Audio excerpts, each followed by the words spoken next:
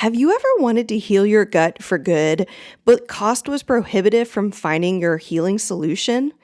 If so, I have the perfect offer for you today. As part of celebrating hitting 200,000 downloads on the Better Belly podcast, we are giving away one full ride scholarship to the Better Belly Blueprint, my proven process to help you heal your gut completely, even when nothing else has worked. If you're saying, this sounds amazing, how do I enter? Winning is simple. It only takes 4 steps. Step 1, leave a rating and review for this podcast on Apple Podcasts or Spotify between now and March 20th, 2025. Step 2, take a screenshot of that rating and review. Step 3, go to betterbellytherapies.com/giveaway and fill out our 200K giveaway form with your name, email, and screenshot of your podcast review. And step 4, you're going to automatically receive an email with a free gift as a thank you for joining, and of course be entered to win the full scholarship to the Better Belly Blueprint. The full scholarship winner will be announced on May 21st and messaged by email. If you win, you'll immediately get a full scholarship to the Better Belly Blueprint plus 3 months of free group coaching, which is a total value of $900. If you join the Better Belly Blueprint between now and May 21st and are the winner of the scholarship, you'll receive a full refund for the Better Belly Blueprint and any payments you made for 3 months of group coaching. So go to betterbellytherapies.com/giveaway and join the giveaway today. Have you ever heard that your mind can affect the health of your body, but you haven't known what to do about it to help heal it? Or have you tried specific mind-body exercises to try and heal your body or mind and have felt you haven't really gotten much results from it? Are you discouraged with the state of your health and feel that your mind or nervous system regulation may be part of what's blocking you from healing, but it feels overwhelming to even start to think about how to regulate your nervous system? If you said yes to any of these questions, then this episode is for you. In today's episode, we're continuing on with part 2 of our Gut-Brain Access series with my friend, colleague, and expert Neuro-Linguistic Practitioner, Sophie Shepherd. Sophie is the founder of She Talks Health and the creator of the She Talks Health podcast. Sophie is a functional diagnostic nutrition practitioner like myself, and she's an NLP certified life coach who helps women optimize their thyroid so they can have incredible energy, fit into their clothes, and feel at home in their body again using the Thriving Thyroid Method. Using a combination of root cause functional lab testing, subconscious mindset work, and diet and lifestyle science, Sophie and her team partner with you to create a holistic approach to bringing your body and mind back into balance.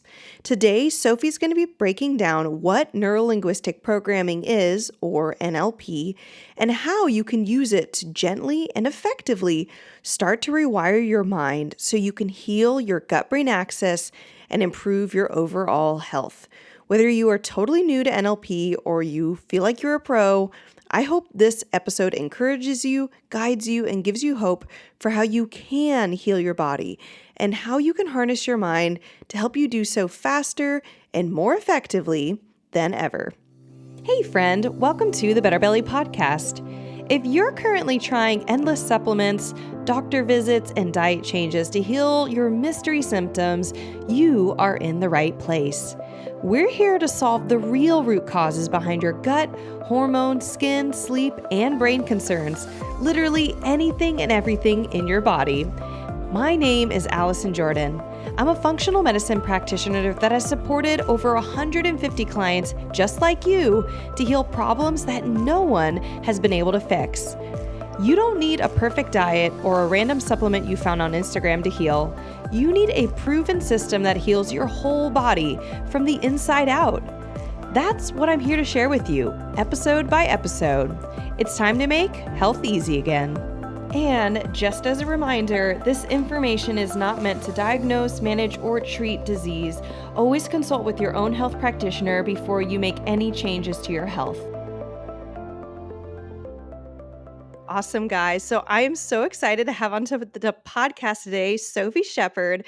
Sophie is, I would like to say, a longtime friend. We were literally just talking about, we were on each other's podcasts in 2020. We graduated from the same program, FDN, around the same time. And oh my goodness, Sophie has continued to grow and really walk into her passion, which has been beautifully different than mine. And so I wanted to have Sophie on today as we're going through this series on the mind-body connection, because this is something Sophie's really dug into, developed skill sets around, and I just wanted her to share some of that with you guys so you can hear a little bit of what it's like to work with a coach who has a specific skill set in mind body connection, and even just hear in her own words how she shares about that connection. So, Sophie, thank you so much for coming onto the Better Belly podcast. Oh my gosh, I'm so happy to be back and be here like 4 years later, kind of not a totally different person, but just a lot has happened in these 4 years. Yes. Yes. Yeah. I mean, and that's so good. Like, we should be changing as humans. It's like sad when I don't know, sometimes it feels like practitioners and doctors that you go visit, they're saying the same thing, same recommendations to you for years and years, and Totally. you're still a thyroid and hormone queen, but you also have changed so much, and I'm so excited for you to really dig into this. So, Sophie, let's start off. Can you please introduce us to the work that you do, particularly with the nervous system, rewiring the brain, honestly, whatever words you want to use, because you are an FDN like me, which I already mentioned, meaning you use lab testing and tools like supplement change or supplements and diet change to heal your clients. But you also added on and have added on in your practice some really powerful tools to heal your body and through basically what I would call the mind-body connection. So catch up our listeners, the things that I already know about you. How would you describe this type of mind-body work that you're doing with your clients? Great question. I think the best way I can describe it is through a story of how I got started into it. Because you are like me, I did FDN. I was an Institute for Integrative Health coach before that, and with every iteration of education, the real reason I invested more and more thousands of dollars and thousands of hours of time, as I know you know, is to better the experience for my clients and to help them to be their own best self healers and to really learn the language of their body. Well, I Mm, would say that this next level is learning the language of your mind and the language of your emotions and how they play out in also the physical body. So what was happening for me was I was working with women on hormones. I was working on, their gut health. I was working on all the things we know how to do as FDNs and running the labs and changing their diet. And only a small subset of them weren't like really getting all the way better. And that to me is just like not okay. I just want everyone to feel their absolute best. And when I really dug in to see why that was, it was all related back to emotional stress. It was all beliefs and thoughts they were having about themselves or about the world or about their health. And I was kind of powerless. I was like, well, I guess you could go meditate or go do some yoga. And these ideas were kind of falling flat with my clients. So I got trained as a NLP, which stands for Neuro-Linguistics Programming life coach. I did like a year and a half of in-person and online study. And now I really help people with the language of their mind and their emotions alongside the language of their physical body and how those thoughts and beliefs can kind of play out into physical manifestations like belly pain. I'm happy to talk about the gut brain connection a lot today. Thyroid issues, fatigue. There's a lot of physical manifestations to what's going on up in this noggin of ours. I love that. Is that like a Sophie Shepherd description where you say the learning the language of your body versus the learning the language of your mind and emotions? Is that, or does that come from NLP, or is that's a No, that's Sophie? a me thing. I to be honest with you, after I graduated from the NLP stuff, I was really struggling with integrating it into my practice because I was like, well, wait a second, people know me as the hard science, like, labs and all that. And how do I talk about this other thing? But I think it makes sense when people think, oh, physical, like, oh, my shoulder pain, oh, my gut pain, or oh, my knee pain, like that's physical body, but emotional body, right? Like, oh, my anxiety, or oh, this fear, or these different things that people can relate to. It's just different bodies. I know, I, like, seriously love it. So I'm like, I wanna say that, and I'll say, by Sophie Shepherd. This is your Perfect. idea. Yeah. Cool So me. Catch us up again. Can you describe for us what NLP is, this neuro linguistic programming? And I actually would love to throw my background. When I hear that phrase, I've heard it thrown around a lot. Even in business, we'll talk about it and like how to use your Mm. messaging and your words impacting your listener. But I don't really know. Like, I don't think I could describe it to somebody. I'm like, I don't know. Somebody talks to you and their words and they're supposed to change your brain. And that's about where I land. Please, like, give us a better either description or even examples, whatever, like big picture of what is NLP. If someone says they're an NLP practitioner or if someone wants to look into it, what would they be expecting? Yeah, I think it's really funny that to hear that. I feel the same way, and sometimes I don't even, like, lead with NLP as the letters because people don't really know what it means, but for me, what it is really understanding your own language. How are you speaking to yourself? How do you see the world? What's the perspective in which you see the world? So, for example, you could have a twin sister and you could be experiencing the same situation, like you were both in a car accident or something. One of you could walk away from that thinking, okay, well, people get in car accidents, no big deal. Another person could walk away and say, cars are not safe. So, what is the language? What are your thoughts, your beliefs from childhood that have created the atmosphere of your life? How do you see the world? And that's really where that language comes in. And so, the process of working with someone on that is really identifying how do they view the world and is that still serving them? Is this a place that they feel safe? Is this a place where they can grow? Is this a place where they can reach their goals? And if not, what new ways can we help them think about it? What new language, what new thoughts, what new emotions can we tie to their experience of this world, or specifically like an issue we can kind of talk about, like limiting beliefs in a second? And how can we rewire the brain so that it's working for them? That's really the way. It's kind of putting people in charge, just the way we people give people education about their health and what's SIBO and what's H pylori. I know you talk about all those things on here. It's like, well, what's going on in your brain? What are the thoughts happening in your brain, and are they helpful, or do you want to shift them? So that's really how I think about NLP. Awesome. That is great. So I heard 3 steps in there. Step 1, figure out how they're identifying, like what's the language they're using in their minds or the emotions they have about different aspects of the world. Could be family, it could be relationships, it could be their work, it could be cars, like just specific things. Step 2, how is that impacting them? Is it positive, net positive? Is it net negative? Are there certain positive things you can keep? Just teasing that out. And step 3, rewiring that, just changing it so you keep the positive, get rid of the negative, and replace it. Because you can't just get rid of a negative, you have to replace it. And that's where I think that's the only part of NLP I've really understood is like you're changing stuff out. But I love that. I mean, you didn't say it in steps like that, but that's how I was That is thought might That's would help. definitely it. Yeah, it's like we call it data mining, finding out what's Mhm. making this person feel whatever way that they've shared that whatever thing it is that they want to work on. And I can share a lot of client examples of this and how it Yeah. relates to like the gut and physical symptoms and stuff too.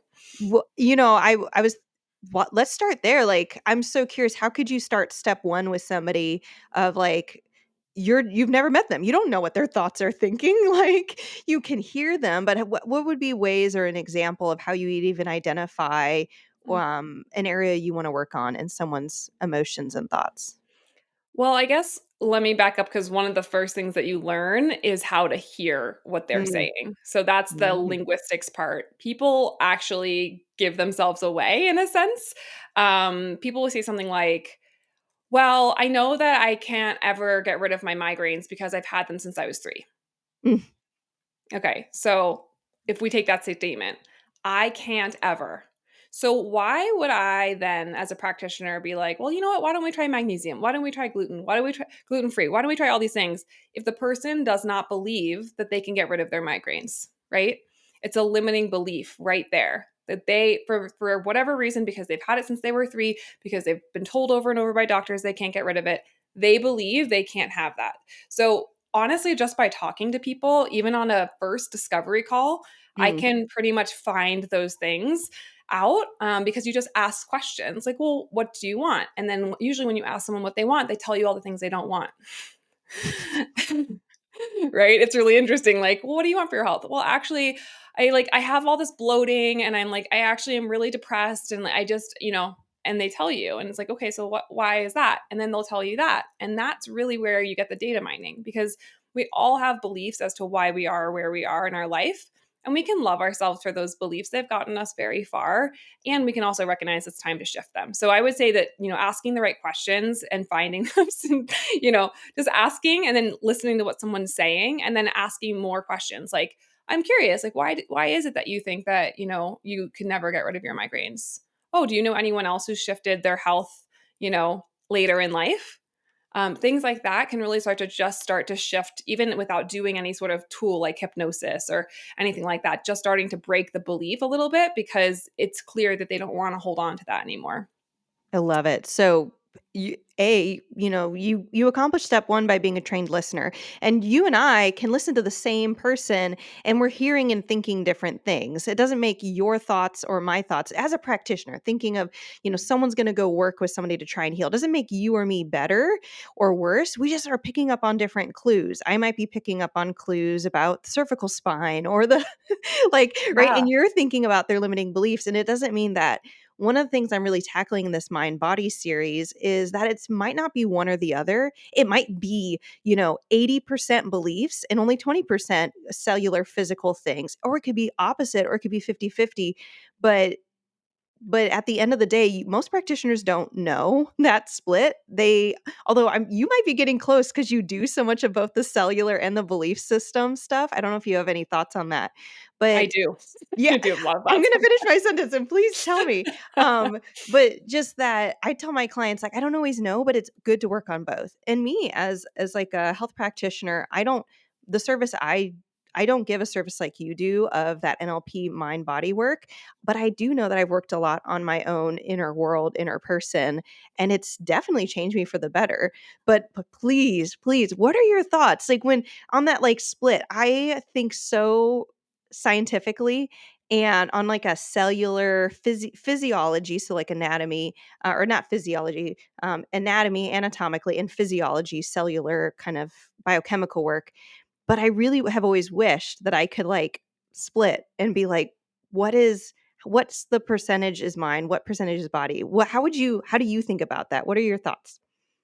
It's both. It really is both. And I used to kind of be like, "Oh, it's just the physical cellular," but the cells are informed by our thoughts.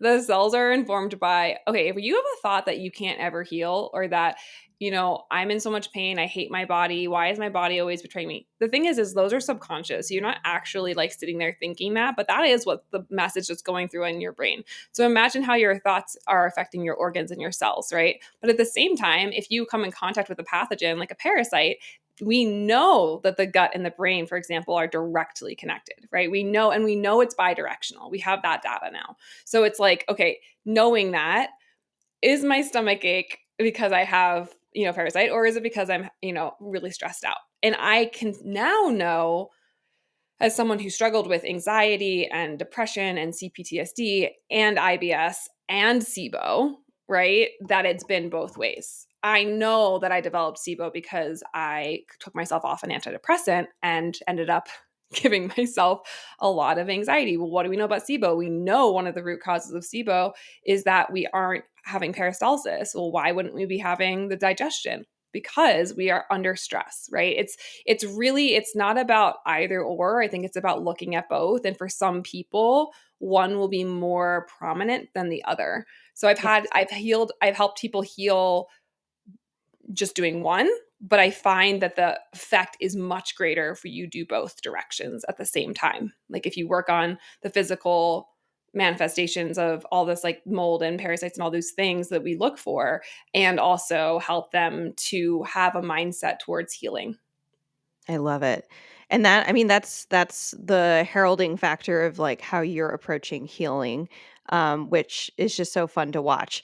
Um, I'm curious. I want to poke this a little bit more and see, because you said it's bidirectional, and I totally agree. When you have a client join your program, work with you, do you ever get a sense like, wow, this feels like more heavy on the cognition, like the mind part, or like more heavy? Do you get a sense, and has that been accurate, or do you feel like you get surprised a lot. And by the way, listeners, that's not bad if she's surprised, but I'm just curious. Yeah, I would say, I mean, maybe I'll give an example for this question because Yeah. it really, like I say at this point, because I am, like you say, a trained listener.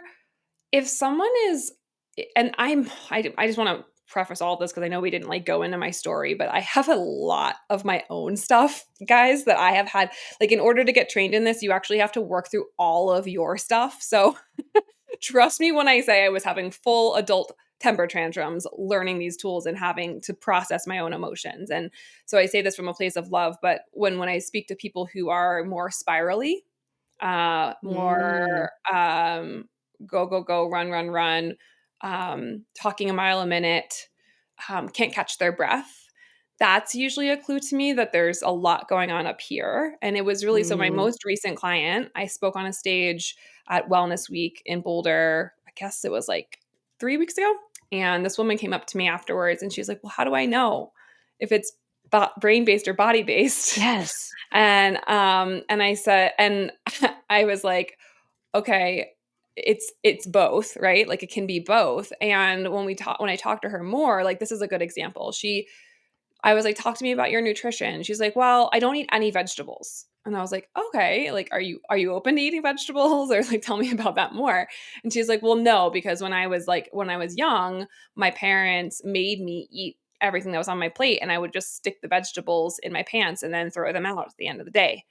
And I was like, oh, so it's like, do you see what I mean? It's like, is her gut issue possibly because she's not getting enough fiber? Yes. But the reason she's not getting enough fiber is based completely in this emotional and mindset place of like vegetables make me feel like I'm 7 years old again and I'm trapped at the table. Right. So you best believe that while I'm still giving her the FDN advice of a wide variety of fruits and vegetables and fiber and all these things slowly into her diet, I'm also working on what happened to her when she was younger so that she can accept those vegetables even into her body. Does that make sense? Yeah, I mean, what you just said to me, what I'm hearing is that in this example, one of the manifestations of it being of the mind component of it was difficulty adhering to recommendations, right? Yes. Right. And so yeah, you mentioned the go go go person talking mile a minute spirally, but also the people. Honestly, I just think of people I've talked to who say, well, I just can't stop eating sugar, or like they have all these things stories they tell themselves, and then they live it out. So then Stories. they have the evidence to the story. And then, Exactly. right. And so she's like, well, I just can't eat vegetables. Can you work with me if I won't eat a vegetable? Right. And you're like, well, let's just like make vegetables your friends. But here's what you didn't say, Sophie. And this is what I want every person to walk away with. No matter what, if I had a magic tool, you didn't shame her. You didn't hold her more accountable. Oh my gosh. Like we're just gonna check in on you 10 times a day and make sure you ate your vegetables, That's not going to right? work for That her, is right? actually gonna probably be more triggering. Like it's reinforcing that story that you even shared. What you did is you heard her compassionately, and you said, and most likely what happened after that is you're like, let's work on that so that it feels peaceful or it feels good, or whatever, to move forward with vegetables to the point where it's no longer a war, right? Right. And you said it exactly perfectly. She has a story and we all have stories about different things like this that keep us, I would say, kind of stuck in a way of thinking and a way of being. But I think the thing that's really cool about this work is that you get to choose whether or not you want to stay limited by those thoughts and beliefs, those limiting Mm. decisions, and or whether or not you want to shift them.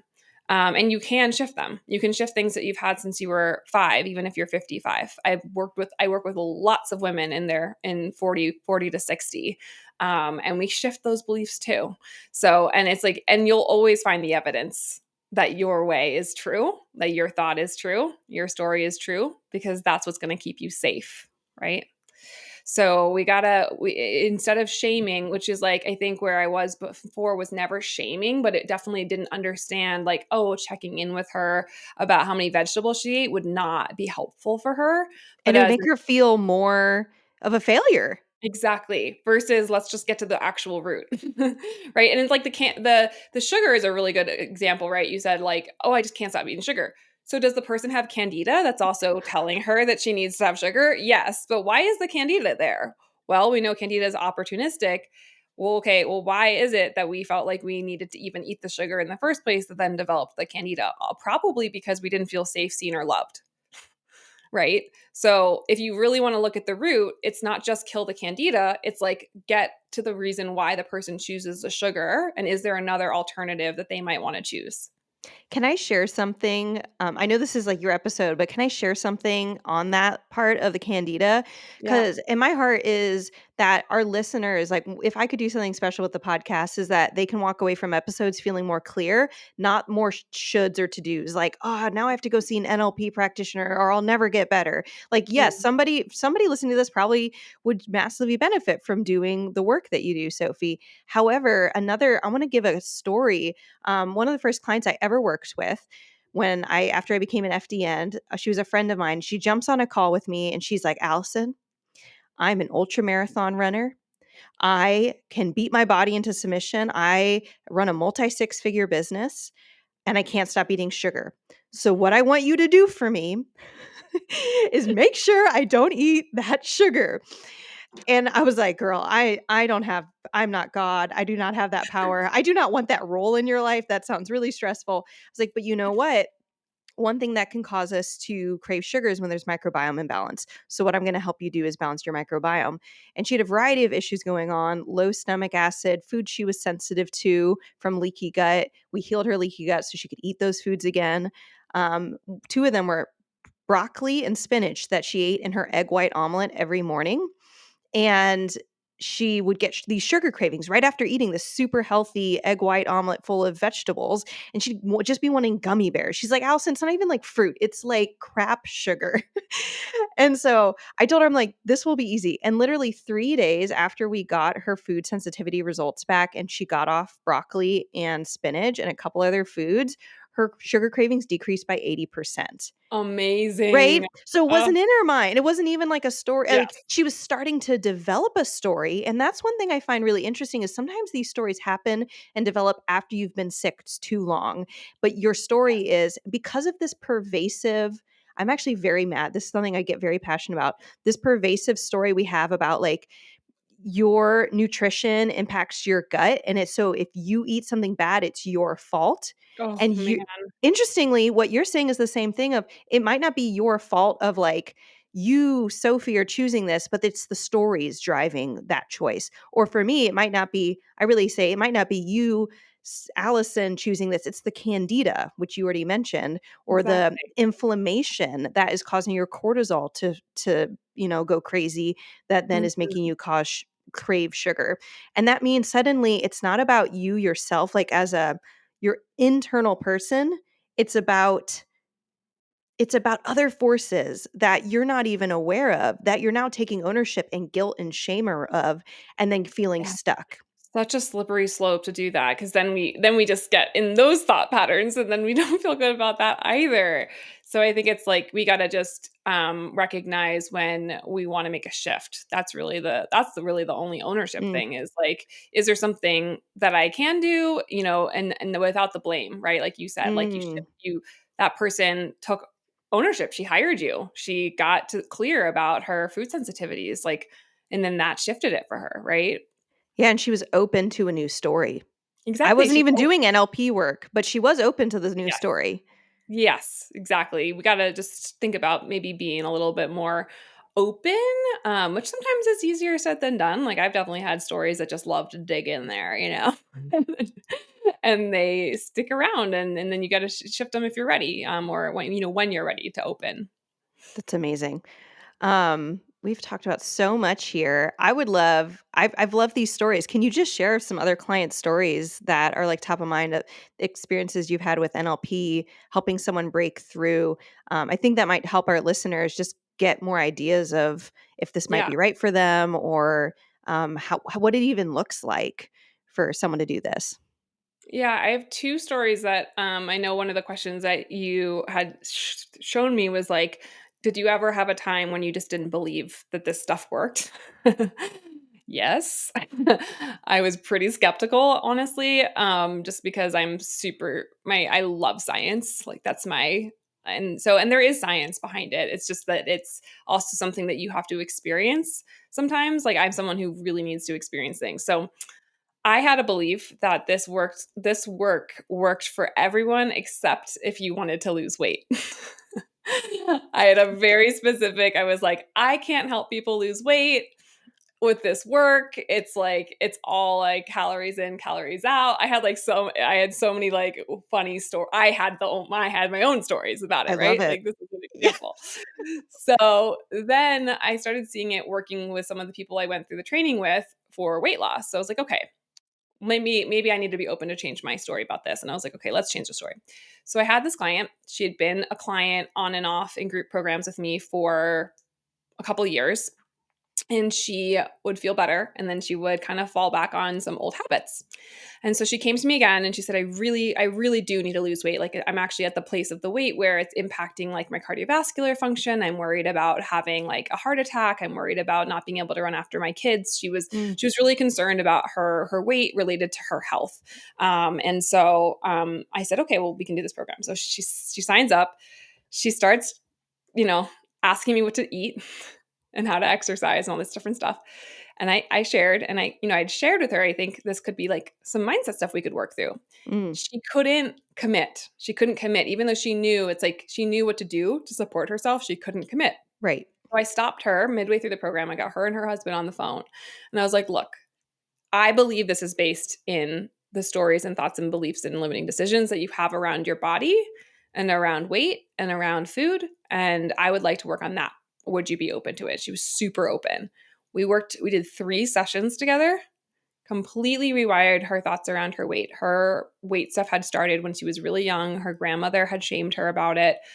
It was a really like deep inner child stuff, like deep stuff Mm, that had happened to her when she was very, very young that had created this. Why even bother? Because I'll always be overweight and no one will really like appreciate and love me. So why would I wow. put myself out there? So every time she would get to a certain place, she would kind of like fall back on these old habits because that thought and belief would come back. So when we rewired that and had her think about another thought that she wanted to have and helped her replace that, she has now lost over 100 pounds.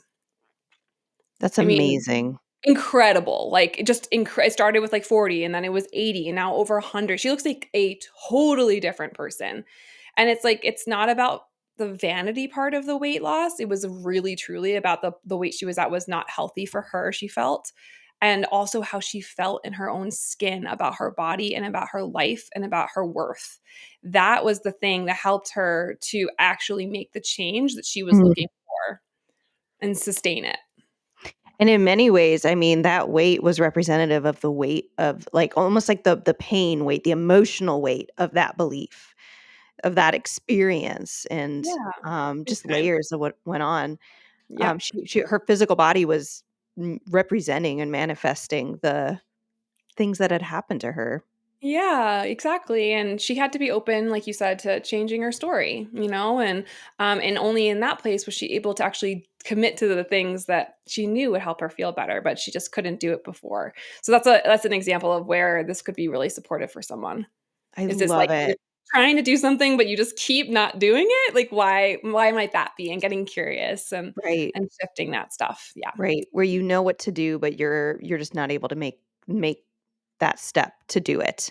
Yes. Yeah. And I have another example, but I'm curious if you have any other questions. I just had one question I wanted to round us out with, but I love the examples. Please share another example. So I had this woman come to me. This was probably like maybe a year and a half ago, 2 years ago, and she's like, "I need to work on my hormones. I'm dealing with the extra weight on my belly, and I have this like gut. I feel bloated, and I know that it's my hormones, and I know that if I could just exercise more and like eat the right way, then I bet I could balance my hormones. And I think we should test my hormones." And she was really in that place of really upset about her health, really, really upset. And I said to her, I was like, I think maybe I'm wondering if you'd be open to like a brain down approach versus a body up approach, because sometimes that can be really helpful. And so she said she kind of reluctant. She was like pretty reluctant, but she agreed. And I actually just supported her with the mindset stuff in this case at first. And she had a lot of grief around losing her mom. She had a lot of inadequacy she was feeling around her own motherhood, like feeling like she wasn't like Mm. being a good enough mother and being a good enough wife, and just like not enoughness was like what she was kind of dealing with. And we worked together for a while, and we helped her to kind of reshape these beliefs through inner child work and quantum time technique and hypnosis and some of these tools that we use. And I can share more about that if you're interested. And it was amazing. I have this testimonial on my website. She was having panic attacks on almost a daily basis, and her panic attacks stopped. Her weight completely normalized. All of her gut issues went away, and she started to actually enjoy her life again. And then about 6 months later, she reached out and said that she had ran her hormones with her gynecologist, and they were perfect. And like she just felt like everything had gone back to normal and even better than it was before. So that was like just another example where this work really, really supported her. Not to say that the other way wouldn't have worked too. It just was like my instinct that she might want to try this first. I love it. And I mean, even listening to you, I feel like my goal is to hone my instinct of when I never wanted someone in my program or working with me just because they found me and have gut symptoms or something. Like I want them to always get what they actually need. And Mm. so even you sharing these stories, hopefully it's helpful for our listeners that maybe they can sift through themselves and be like, no, what I'm thinking of is sometimes I'll get clients who, as like a strong contrast, they will jump on a call with me and they'll say, Allison, I've tried everything. If you just tell me what to do, I'll do it and I'll get better. And it's not to say that they don't need NLP, but those are the clients that I'm typically like, usually it's a sign that there's other things going on in their body. And it might not be like, I'm going to tell them something to do and they won't do it, or that they'll keep saying, oh, it's not going to work for me or something like that. But even hearing some of these stories, it's helpful that to know when that even might be helpful to refer out or whatever. Yeah, I would say one other thing on that is I work I also work a lot with people who've done all the things. That would be like another scenario, like people who like have done all the gut testing and all the things and it hasn't shifted for them. There's one person in particular who I'm thinking of who was just dealing with like a lot of bloating, and I say this because when someone works with me, we do both if they're open to it, but if they're not, we will just do FDN stuff. But she had already done like GI map stool testing and all these different things, and she was still really dealing with bloating and SIBO and stuff. And this was she'd done all that before she met me, and we did a process where we helped her connect with a part of herself that was in pain, and that part was in her belly. And when we did this process, her bloating went away. It's not permanently gone, but for that day it was gone. And so it was just a sign to me that maybe she needs a little bit of different support or additional support in those cases sometimes where things can be a little bit more stubborn and aren't resolving through like the functional medicine realm that we love. Which we do, right? Like, we're You not love. saying that the body is irrelevant and it's all in the Exactly. mind. No. But we're trying to tease apart like when to address which piece and how much. Um, it's interesting that you give that example because I've gotten clients who or actually a book that keeps coming to mind as you've shared some different things is Dr. John Sarno's Healing Back Pain. Have you ever read that book or read any No. Dr. John Sarno work? No. Really, really great book. So it's funny because his like first book that was just like broke all the rules because he's like a traditional MD doctor, was Healing Back Pain. And then he ended up writing subsequent books after it on like that he titled more broadly like the mind body connection. But Okay. basically in Healing Back Pain, he said people were having different things going on inside of them that was causing their body to manifest these pain. And I haven't read it in a while, so the language is a little potentially might not be on point to exactly how he says it. But basically, one thing that can happen, one of the many things that can happen when we're experiencing chronic issues in the body is it's one of our body's ways of saying, Okay, let's say you're a person who struggles with boundaries. You have a hard time saying no. Well, if you have a migraine that's keeping you in bed, now you can text that person and say, I can't go to that thing. Right. Or if I was working with, so I have a background in craniosacral therapy, and one of our things that we can do in it is called somato-emotional release, where we're connecting with the body and then helping emotions come out through the cells and out of the cells, which has to do with a concept that's really well described by Dr. Candace Pert in her book, Molecules of Emotion. You're like, how do Mhm. emotions end in cells? That's a great book. It's super nerdy, probably too dense. But going back to this, like I had a friend of mine, we were in a program together learning how to do this somato emotional release. And she was on the table and we were talking to her body.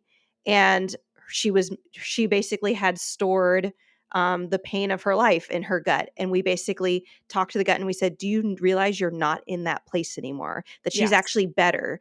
That because she did feel on a cognitive level, I'm safe now. I have a healthy relationship. I'm proud of the career I have, all these things. But it was almost like her gut was frozen in time and still thought she was that 12-year-old child in an unsafe family. And we basically just talked to the gut and said, do you know that you're safe now? And it was like, boom, all this tension released. And she came back the next day and it was like totally different. So Yes. really interesting work where it's there's a bit of a mystery and a beauty to it. But yeah, Dr. John Sarno, I think if anybody's listening to this and they're like, is there a book on this? That would be my even though Yeah. the book uses back pain as its primary case study, everything he talks about applies to any kind of chronic issue, whether that's migraines or SIBO or autoimmune conditions. It applies everywhere. Oh yeah, I love that. I love that story too, and it sounds like an amazing technique, and it's very similar, right? It's like parts work and inner child work and somatic work are all parts of how we do this, right? And that example that you shared is very similar to the one that I did with this other person with, and it was just the manifestation was different. For her, it was the bloating, but when we talked to that part of her, that part had felt very ignored and like it hadn't been listened to.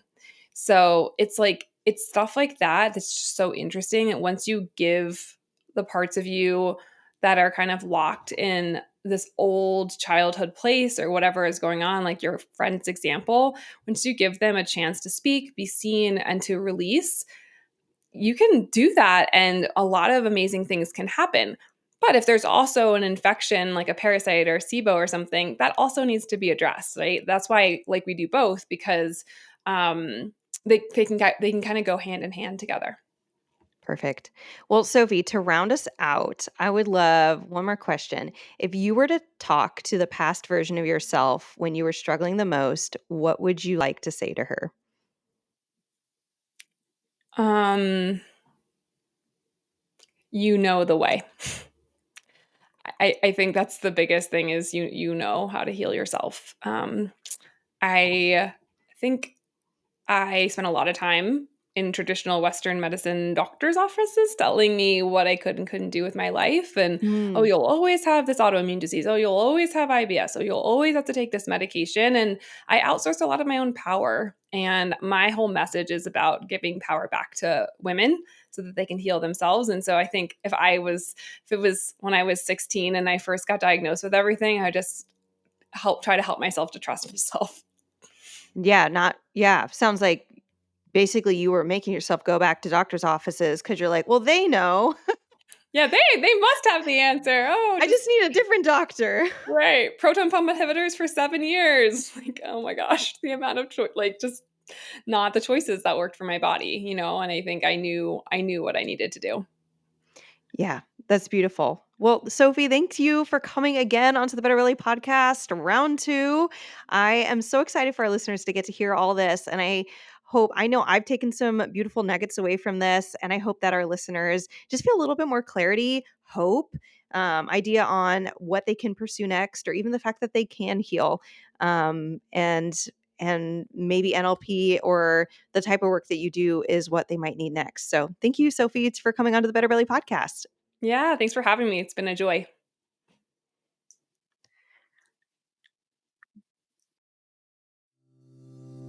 Hey friend, I hope you loved this episode. If you've been a fan for a while or newly loving this podcast, can you do me a favor? Drop into Apple Podcasts and leave me a review.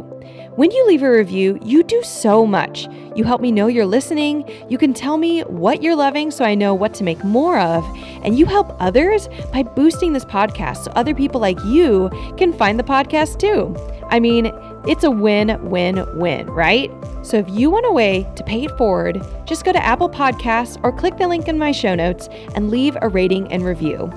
And if you want some more free stuff, just head over to my free Facebook group, betterbellytherapies.com/Facebook, and you can get access to all of my free support for you, including some Facebook group exclusive stuff like my podcast episode vault, where you can search the Better Belly podcast by topic and find exactly what you need to expedite your healing.